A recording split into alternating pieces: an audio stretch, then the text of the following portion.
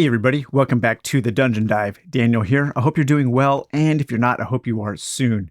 Okay, today on the Dungeon Dive, we will be taking a look at Godshard, Brutal Survival in a Drowned World. This is a new RPG from Black Oath Entertainment, and Black Oath Entertainment is, of course, Alex T. And here you can look at the credits for the book. In this video, we will be covering a number of topics. We will take a broad overview look of Godshard and the kind of game it is. We will be doing a brief comparison between two other Black Oath Entertainment books, and that is Disciples of Bone and Shadow and Sacrifice. We will be going over my character in detail and my adventure so far, and then do a few brief gameplay examples. So let's start off with a broad overview of Godshard. And this says that Godshard is a tabletop role-playing game where players take the role of drifters, survivors from an ancient cataclysm that ravaged their world, turning it into a watery hellscape. Players will explore a randomly generated ocean, scavenging what they can from the myriad of derelicts and tiny islands that are only now starting to appear. This is a dark and brutal world where fresh water is worth more than blood, and magic is both unpredictable and the key to ultimate power. So Godshard is a pretty standard RPG. It uses a D100 system, so if you are familiar with other D100 systems, you will feel right at home with Godshard. Basically, for those of you who may not know, a D100 system usually means that you're trying to roll low. So if you had a combat skill of 60, then you have a 60% chance of performing a combat maneuver, and you would roll a D100 trying to roll below your skill, equal to or below your skill. So that is a typical kind of D100 system.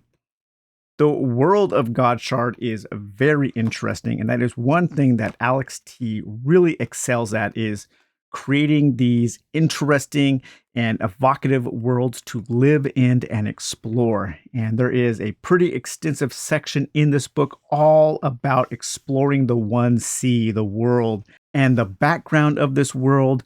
There were these gods, and the gods died, and their bodies broke apart, and you can actually scavenge parts of their bodies, which are the god shards. You can take those god shards and kind of incorporate them into your own being to gain some of the powers of the gods. There are smaller shards that are broken off from the gods, and you can use those to cast spells. The world has been just completely overrun with rain and water. And so the entire planet is covered with one large ocean, and only just now are islands and things starting to emerge from the depths of the oceans. And in the game, your character has been captured by a cult, and they have recently escaped. And so that's kind of the start of your adventure. You have escaped one of these cults. You are out on a raft, and you are exploring the one sea. So there are a whole bunch of different cults with the different gods.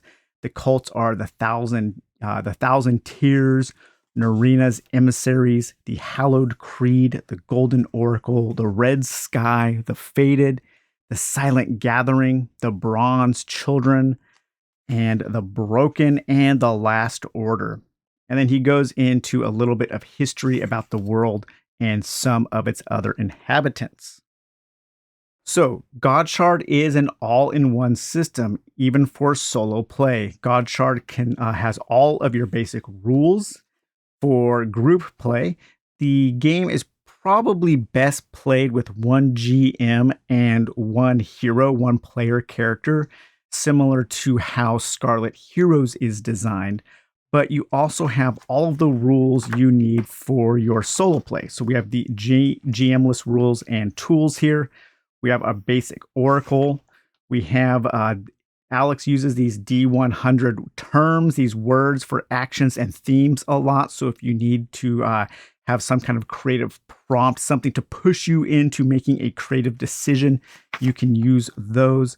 We have creature combat actions, which I think were introduced by Alex T in Sacrifice. And so when you come across some combat with a creature or another survivor. You can roll up to see how the combatant approaches combat. You have your NPC, their initial disposition, how they treat you when they meet. You have a whole chart here on NPC motivations, initial encounter reactions. So basically, you have everything you need to run the game as a GM, as a player, and as a solo player. So you have an all-in-one system. Now, I would say that this game is on the complex side. It's not overly complex. I would say that Godshard is a next step game. After you've gotten your feet wet a little bit with some more beginner-friendly RPGs, this would be a really good kind of second step into something a little more complex, a little more robust, something that will take a little more effort to get into, but I think that effort pays off. Godshard is also a sandbox game, so this is not a scripted paragraph adventure. You are going out and exploring a hex world, generating random hexes as you go, exploring your sandbox. However, there is a little bit of direction because this game is a survival game. So you know at the beginning of your game, once you start, your first kind of your first goals, your first missions in the game are to go out and find some survival tools, some crafting supplies, so you can start crafting and making the things you need to make in order to make survival easier. So there is some direction, and that direction is both provided in the story, in the lore, and in the mechanism. So I do really appreciate that. So you really don't need anything else to play except for some standard dice and the book and whichever pages you want to play. All of the tools you needed are here. However, I always like to have a few extra tools at my beck and call, and just an arm length away. We do have some extra tools that I am referring to every once in a while, and those are all things that we have taken a look at here before. I think I recently just reviewed Doom Pilgrim from Warclaw Trare. Now, I have actually paid Warclaw for the digital rights for one of his paintings, and that is going to be a new Dungeon Dive shirt. And he is also doing a new Dungeon Dive logo to go along with that. And if you want to take a look closer at Doom Pilgrim, watch my review. I'll put a link for it in the description or in the comments. And this is such a super cool adventure game, but it is also a great source of visual inspiration for all kinds of dark fantasy games. So you're going to be seeing this a lot on the channel for different things. And so whenever I need some kind of just visual inspiration for something dark and twisted, this is a great deck of cards to use for stuff like that. We did recently look at Pirate Borg, and Pirate Borg is another kind of nautical fantasy style game. And so we do have two side quest decks of nautical fantasy adventures. We have the High Seas, Pirates and Ports, and Coastal Town Quest. So I thought that these might come in handy. And then I also really do like, this is another tool that we've taken a look at before, but this is from the Story Masters Tales game.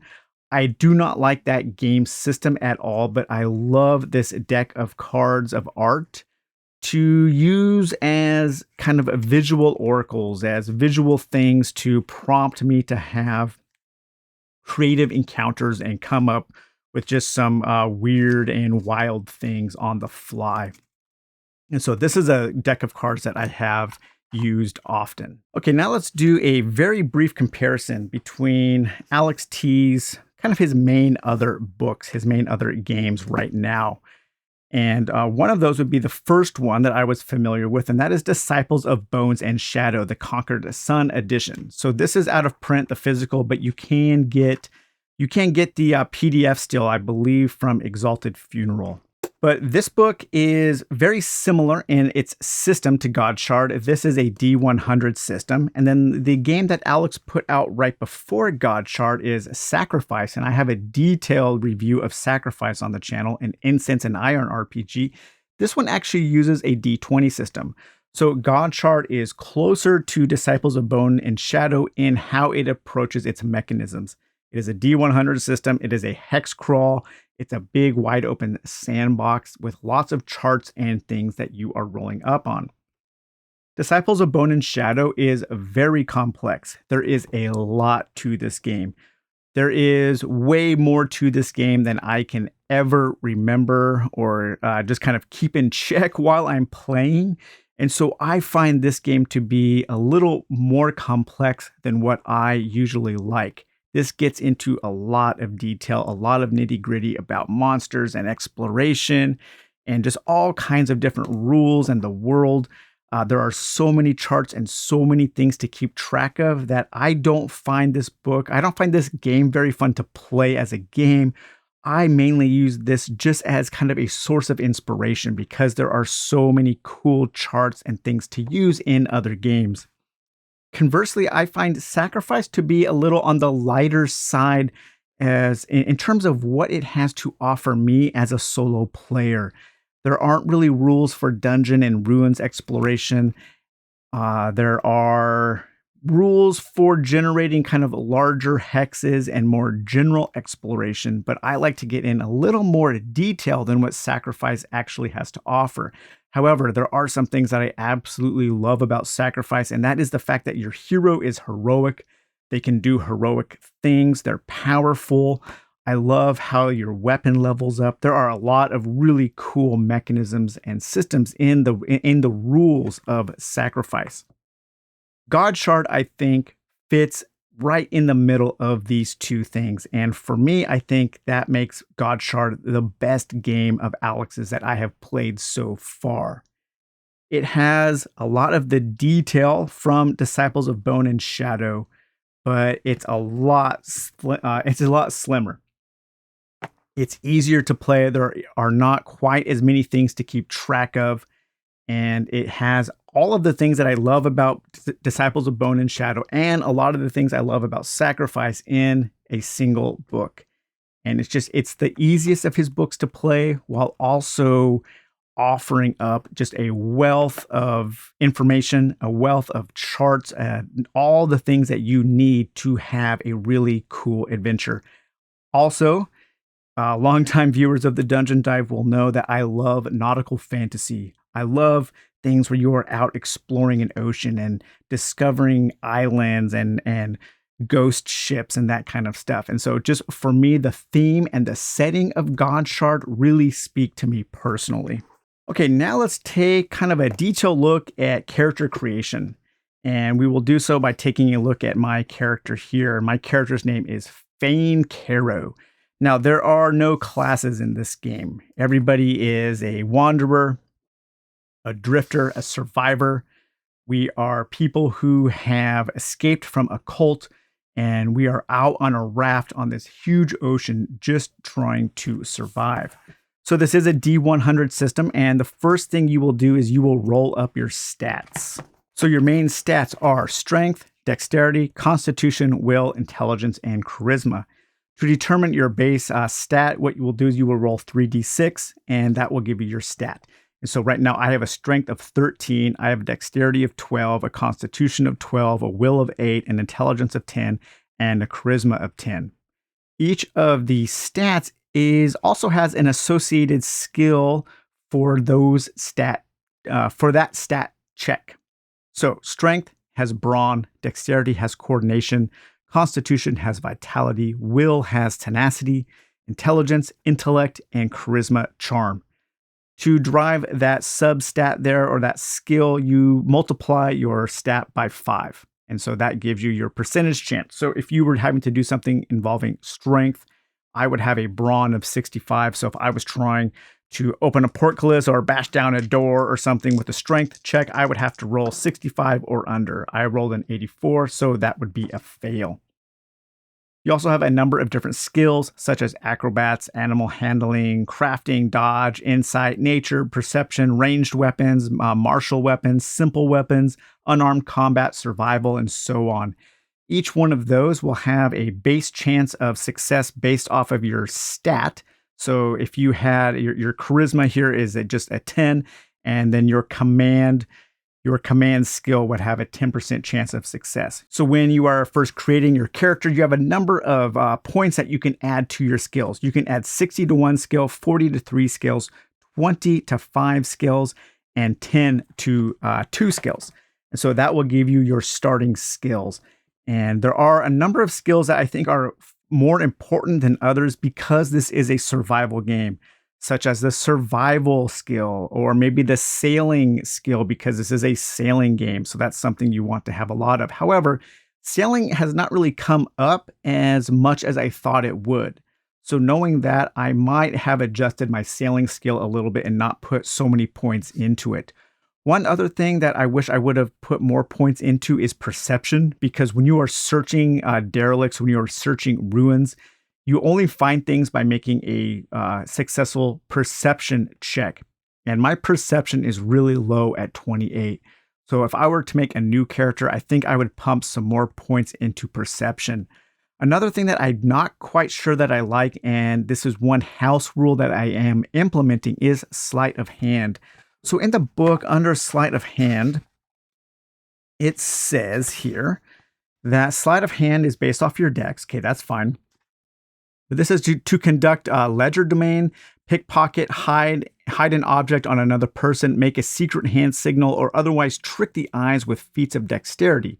A character makes a sleight of hand check.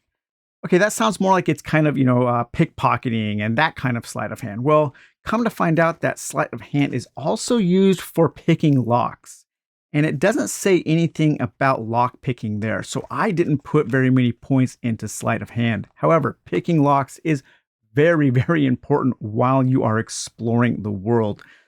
I assumed wrongly that crafting or tinkering would be more about picking locks, so I pumped some more points into crafting. I am actually house ruling. I am playing that crafting is actually used for sleight of hand, or for picking locks and disarming traps, not sleight of hand. To me, that makes more thematic sense, and I didn't know. You don't know until much later in the book what some of those skills actually do. So maybe you might want to read further into the book past character creation before you actually assign points to your skills so you can actually make the kind of character you want to make.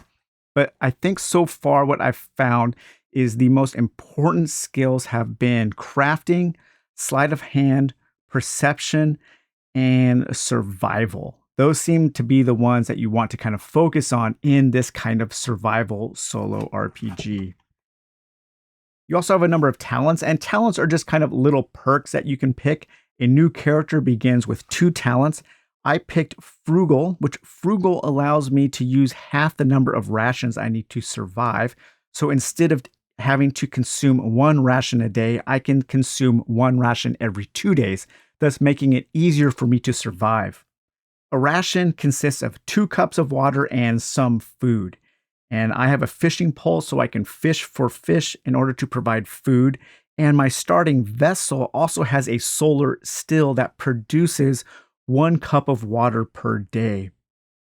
I also picked the talent Quick Healer, which allows me to heal 5 HP per full day of rest.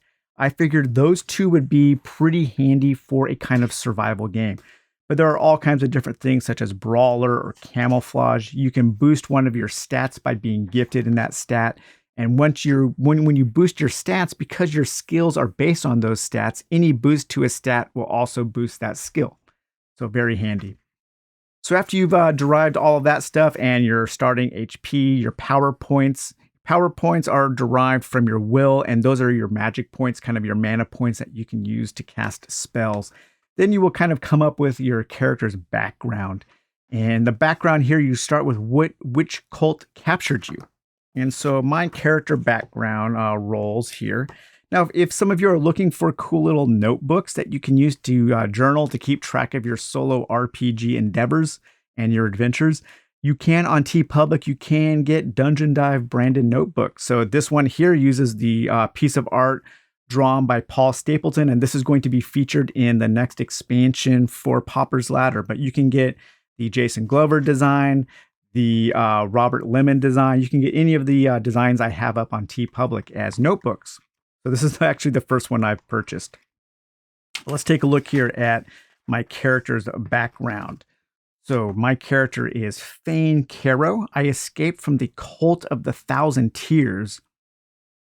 And this is a violent cult of Aphion, the goddess of the one sea, kind of one of the main goddesses in this game. I was captured for no apparent reason. Why was I captured? I have no idea. Was it to torture me, to enslave me? Was I captured for meat? I don't know. I was imprisoned for 1 year, and during that time, I was never spoken to. But during that year, I was able to come up with a carefully executed plan, and I was able to execute my escape. And because of that, I got a +5 to my insight skill. On the way out, I stole 19 shards, but in doing so, I lost a finger, and losing a finger caused me to lose one point of dexterity. On the way out of the cult, you also are able to get a vessel, and we'll talk about vessels in a minute.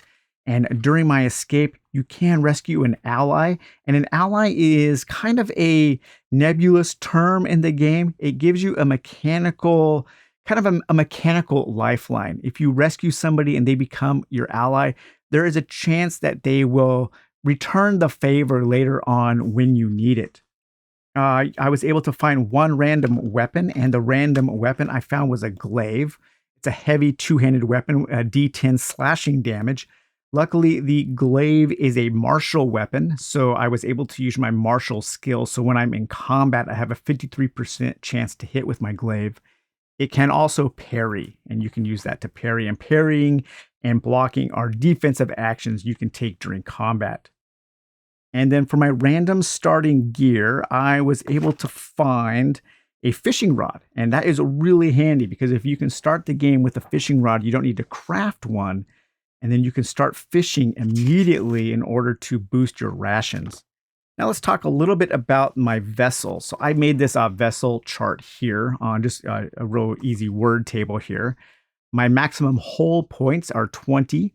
Every 5 hexes you explore, your ship loses 1 hull point, and you have to use crafting supplies in order to repair that. You have enough space for cargo equal to your maximum hull points. So right now I have 20 spaces for cargo. And then here are all the different things that you can craft. So your vessel ends up being kind of your home base. And as you start crafting more things, your vessel is able to provide more things for you. The first thing you want to craft is a crafting station, and that costs 10 crafting supplies. A crafting station basically allows you to craft all of the other things that you might need. So that's kind of your first goal in this game, is to get enough crafting supplies, which is 10, to build that crafting station. Other things that you can build are a growing plot to grow food. You can build a flotsam collector, and that can actually help you collect more crafting supplies. You can upgrade your solar still in order to produce 2 cups of water a day. You can upgrade your sails, allowing you to traverse more hexes a day. When you find armor, you have to do some armor fitting to make that armor fit your character, and that costs 1 crafting supply. You can also repair your armor and shields with the crafting table. You can create arrows. You can create bandages. You can create a fishing net. A fishing rod can always be created using a crafting supply. You don't need a crafting station for the fishing rod. And then you can also reinforce your hull for 1 crafting supply, raising the maximum up to an additional 20 points. Now, one of the things about crafting is, as you can see, there are crafting rules on page 18 and page 34. So they're kind of scattered about. And your vessel information is actually kind of scattered about. You will find information on pages 18, 34, and 36. I wish that it was more condensed. I wish all of the vessel stuff was in one chapter. But there is some flipping back and forth in this book. And it also lacks an index. However, there is a pretty cool little pamphlet on the Black Oath Entertainment Discord that somebody put together that is a super handy cheat sheet pamphlet that is incredibly useful. And on the back of there is a small index with some really useful information. Other things you can do is, so for every 5 hexes, like I said, you will lose a point of your hull. If you are out sailing and the wind and the weather gets too strong, you have to make sailing checks. And if you fail, you can fumble and have a really bad time. You can get stranded on an island. You can get stranded out in the middle of the ocean. And also, you do need to keep track of fatigue. And fatigue happens when you aren't able to eat and drink a ration. And if you don't rest a certain number of times during the game or during a day.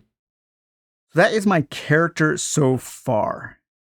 And let's take a look at my adventure so far. So in this adventure here, I have explored 1, 2, 3, 4, 5. I have explored 5 hexes and I just now discovered an island. So if you get the game, you can download these PDFs or you can scan them and print them out yourself from the back of the book. And you will have a really handy hex map here, as well as an index here, a hex index, so you can keep track of all of your exploration. You can have a ruin exploration handy sheet here and an island exploration sheet. One thing that I have done is another house rule is in terms of keeping track of time and keeping track of things that I am doing during my exploration. So I have divided each day into 3 periods. And each one of those periods is an 8-hour period. And in terms of resting, I need to rest at least 1 period each day. It doesn't matter which period that is, 1, 2, or 3. And then the other periods, I can do one thing each. I can sail to a new hex, or I can take the time to fish and address my solar still to collect water and that kind of thing. When I explore a certain area, that takes a certain number of periods of time. That is not really mentioned in the book, but I just have kind of derived that myself. So you might have to do a little bit of work to make the game kind of fit into the kind of game that you want to play. But here in day 1, I had escaped. I decided to sail to the north, and in sailing to the north, I rolled up calm weather, and it was a calm ocean. So every time you explore a new hex, what you will do is you will first roll up to see what the weather is like during that day. And so you have a couple optional tables you can roll up for your temperature or your rain, your precipitation. I have not been using those. I've just been using the wind strength. And depending on how strong the wind is, you might need to make a sailing check in order to avoid damaging your vessel. And then you have a 1 in 10 chance of discovering an island. Usually you will discover more ocean. And so you will roll up in each hex that you discover ocean, you will roll up on your ocean exploration findings. And this is a D100 chart of all kinds of interesting things that you will discover out in the ocean. If you find an island, then you will do island exploration. Once you have determined what you have discovered in your ocean exploration, and there are all kinds of things you can discover, such as ruins or weird mystical places. You can find putrid water and all kinds of really cool things. Then you will roll, I believe it is a D20 for your encounters. And your encounters, you might have combat encounters. You might discover other drifters or maybe other NPCs that you can interact with. Combat in the game is relatively simple. You'd make a D100 check against your skill. If you roll equal to or lower, then you will do damage. The enemies will have different charts that they roll on in order to respond to certain types of encounters, certain types of actions, depending on how many hit points they have, if they've taken damage or not. And then they can dodge and parry, and you kind of go back and forth. Hit points are pretty low in the game, so combat doesn't take a lot of time. I don't particularly like combat in solo RPGs, so I kind of truncate it a little bit more just by simplifying some things, speeding up some things, just to keep the game moving for me. Just because that's combat usually isn't something that I like to focus on. So one of the things you might find while you are exploring the ocean is a derelict. And a derelict is kind of like a space hulk in the water. Basically, they are these huge floating, or they can be these huge floating things where people have tied their vessels together to create these kind of like floating cities, but they are just out there kind of randomly floating around. And when you discover a derelict, it's kind of like discovering a dungeon. And the first thing you do is you will roll up on the size to see if it's small, medium, or large. And the way you keep track of size and time in this game, I think is pretty interesting. It's kind of a usage die system, and it's kind of abstract. And so if you were to, let's say you were to find a medium derelict, which would be kind of a medium dungeon, you would start with a D8 and then a D6 and a D4. And every time you go into a new room, you roll your top die. So this would be a D8. If you rolled a 1 or a 2, then that dice would get discarded, and then you would move on to the next one. And so it keeps kind of a time pressure, until you find that final room, until you find your objective room. I really do like that system, and it's used a lot in this game to great effect. I have not found any derelicts yet. So in my game so far, I have sailed to the north. I came across a small ruin. I came across this tower. I discovered this tower, this kind of old lighthouse thing that was coming up out of the ocean. And it was a ruin. And so I went in, and it was a small ruin. And the ruins are also things that you can explore like derelicts. So when you explore these things, you basically do the same thing. You determine how big it is. Certain actions that you're taking inside the dungeon will cost certain amount of time. As time ticks away, you will have to roll up on random encounters. Maybe there are some wandering monsters. You will have to roll up on your entrances and exits from each room. And those can have doors, and those doors can be locked, and those locks can be trapped. So there's a lot of detail. You can kind of get into the detail as much as you want to, though. I am not creating hex maps or graph paper maps for my dungeons. I'm kind of doing them by paragraph and just keeping track of the exits as I go, more in narrative form and less in a map form, because I just don't want to take the time to draw those maps. But if you want to get into that kind of detail, you totally can. And this book provides all of the charts you need to have those different kinds of detail, such as your various combat encounters, some interesting finds. You have your traps there. And then here are all of your rules for exploring islands. We'll look at that in more detail in just a bit. But your ruin exploration here, when you enter a ruin, again, you will determine how large it is.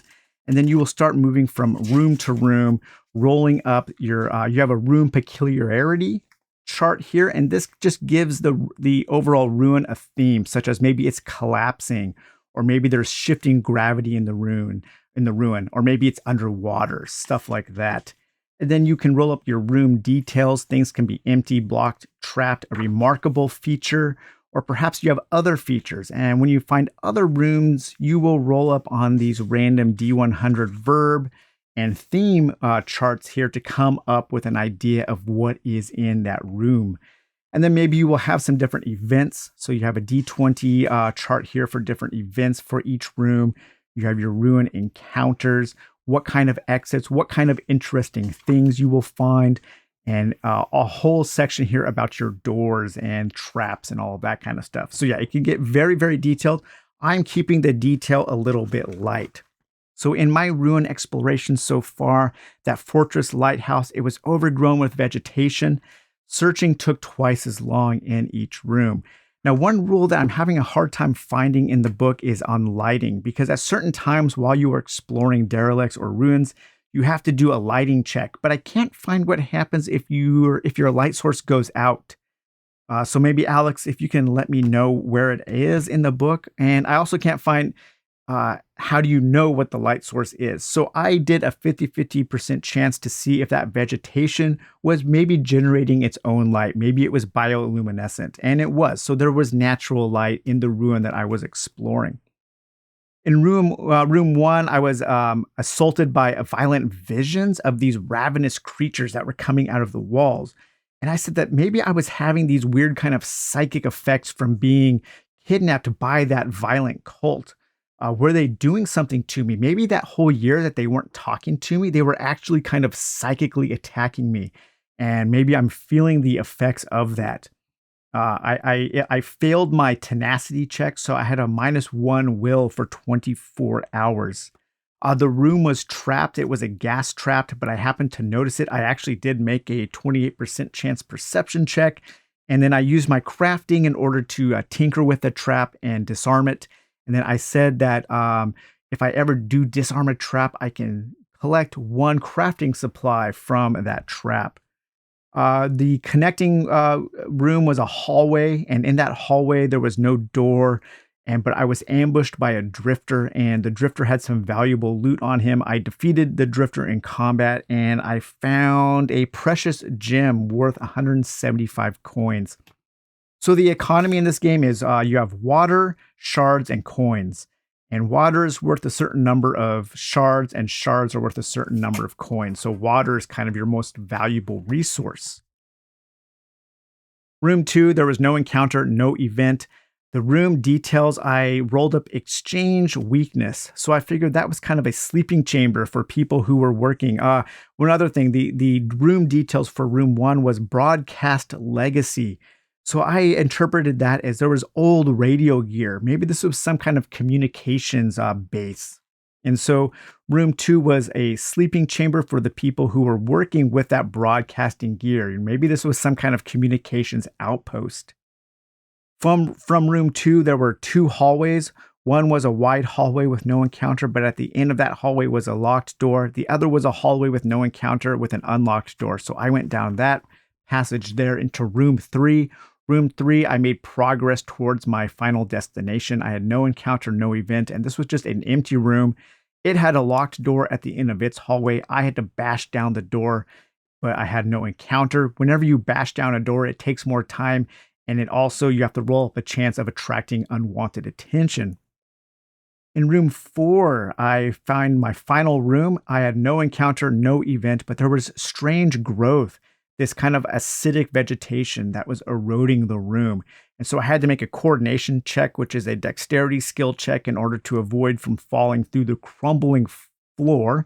And I did that, and I found a fountain. I called it a fountain. I think my character interpreted it as a fountain, but it was probably some kind of old water cooler. And there was a random chance that I could drink this, the liquid in it, and something good or bad would happen to me, but I decided not to drink it. So then I left that tower, and I continued sailing north. I wanted to go fishing, but I wasn't able to catch any fish. And I found out that water in that hex was putrid water. And so I had to make a vitality check, or else I would get poisoned and take D10 damage. Then I decided to sail back to that tower and kind of attach my vessel to that tower in order to take 3 periods of rest. So in order to heal that 5 HP a day because of my quick healing, I needed to do an entire day's worth of rest. And so I rested for that whole day. I didn't have any encounters. The sea was still calm. The next day, I decided to try some fishing again, and I was able to fish. So I collected some fish and some water to make some more rations. And then I decided to head out into a different direction here. I did find a hex that was really good for fishing. So I know this fishing spot, hex number 128, is like a really good fishing spot. So if I ever need to catch fish, I can return there, and it gives me a 40% chance increase of catching fish. So that is really a valuable hex there. And then finally, I am at an island now, and I have discovered my first island, and that is in hex 112. So to explore an island, you're going to take your island exploration chart here. And this is a detailed, a zoomed in look at this hex. And let's take a look and see what we do when we discover an island here. I'm really hoping to find a settlement on the island because I have quite a bit of money right now, and I would like to make some trades in order to buy some crafting supplies, so I can craft my crafting station, because I'm having trouble getting those 10 crafting supplies. They are pretty hard to come by. Okay, here. So island exploration. So this is just a really brief, we'll read this top paragraph here. When coming across an island, the PCs can disembark and explore it if they so choose. The process is similar to the one used during open sea exploration. We grab the island hex sheet and start writing down what you find. Each island hex is composed of subhexes, with each one of them having a potential point of interest in them. Island subhexes have a size of 1 mile. Okay, so the first thing we want to do is we want to see the size of the island. So determine the size, that's the number of hexes. Roll a d20 plus 10. So let's see how large this island is. 13, it will be 23 hexes. So now we can draw the shape of the island's coastline if we want. I will do that here. So 23 hexes. Okay, so here we have our island. We have 23 hexes, so it's a pretty large island surrounded by water, of course, because it is an island. And so I'm saying that I have arrived here. I've sailed my vessel up to hex 19. Now, this is where that pamphlet really comes in handy because it tells you exactly what to do. You roll a d20 to determine the island size. You do a sailing check. You might need to, you're pulling into the island. And so that's really a dangerous part of sailing whenever you start approaching land because you're not really familiar with what is under the water. So let's do our sailing check here. I have a sailing of 72%. I pumped a lot of points into sailing, thinking I would need it more often, but it might come in handy right now. A 5. Okay, so this is really cool. So I rolled a really good roll. That's a critical success. Now, if I look at my sailing here, my sailing is based off of my dexterity. So the first thing that happens is when I do a critical success is I can fill in this little node here for my sailing. And that means that at the end of this session, I can roll in an attempt to upgrade that skill. So each skill has a little checkbox associated with it. And when you roll really well, you have a chance to upgrade that. So that's really cool. However, I also rolled under my dexterity there. My dexterity is 12. I rolled a 5. So that means that I actually get to fill in this box here. And when you fill in all of the boxes under that stat, then you get to upgrade your character. That's kind of how you keep track of experience points. There aren't really experience points in this game. You don't just get points for doing things, for accomplishing things. It's all based on how you use your skills and how good you are at using those skills. So I really do like that system. It does mean that leveling up takes a little longer, but you also kind of feel a little bit more invested into your character because the leveling up really is associated with how good you are doing in the game. That's pretty cool. Okay, so we passed our sailing check. We have successfully landed on hex number 19. We are ready to explore. On each day, you have to do certain things. You have to consume water, basically 1 food and 2 water. That is considered a ration. Because of my frugality, I only have to do that once every other day. We can also roll up on our weather. We have a weather chart here, and off camera, I rolled up an 8, so I was overcast. I love overcast days, so I'm really happy to be exploring this island when it's not sunny and hot or windy. And then you also have to see if you camp. So you have to camp, and during the camping part of the game, you will make a survival check. If you fail your camping roll, then you will have different kind of camp mishaps. So this is another really cool and fun chart to roll up for all kinds of interesting things to happen. And then the first thing you do is when you're entering a new hex, you roll to see what kind of hex you are on. So we don't have our previous hex here. We don't know. So we're just going to take so I'm not quite sure how to determine your first hex because all of the hexes are based off of the previous hex. So what I'm going to do is roll a d8 to see what kind of hex our initial hex is on hex number 19. It is a 2. So 1, 2. So we have entered the island on a jungle hex. So we will write here, we'll write number 19 is a jungle. We've maybe worked our vessel in through the mangroves. I'm able to secure my vessel, and I do like that because I'm able to hide my raft in the mangroves and kind of keep it out of the prying eyes of other drifters, other people who might come and want to attack me or want to pilfer my belongings from my vessel there. Okay, so once we have determined what kind of hex we are in, so again, we've pulled up to hex 19 here, and hex 19 is a jungle. First thing you want to do is you can choose one thing to do during that day. And at the end of each day, you need to camp. And you can have camping mishaps. Depending on what happens overnight, some bad things might happen to you if you fail your survival checks and your camping checks and that kind of thing. So the various actions you can take, and you can do one of these per day. It's a little confusing, and I'll tell you why in just a minute. But those actions are we can explore that hex to see what we find. And we might find different landmarks. We might find different settlements or inhabitants or maybe ruins to explore. You can find dungeons within each island, so you can dive deeper into each hex there. We can forage here. We can hunt and fish. We can interact.